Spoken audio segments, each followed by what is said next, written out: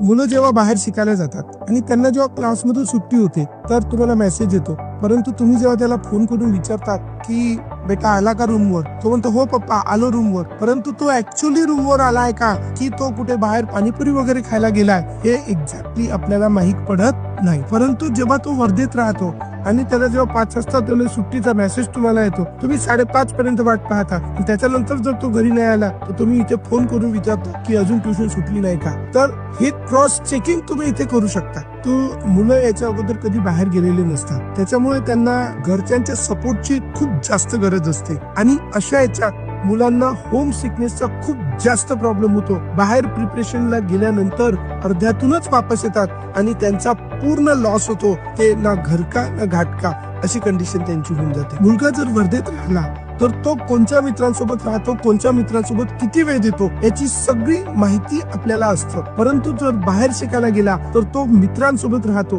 ते मित्र कसे आहात, ते त्यांच्यासोबत तो काय काय करतो, तो कशा मित्रांसोबत राहतो याची आपल्याला कशाचीच माहिती नसते. जर मुलगा वर्धेत तुमच्यासोबत राहून जर नीट जेईची प्रॅक्टिस आणि अभ्यास जर करत असेल तर त्याचं नीट जेई क्रॅक करण्याची पॉसिबिलिटी ही खूप जास्त वाढून जाते.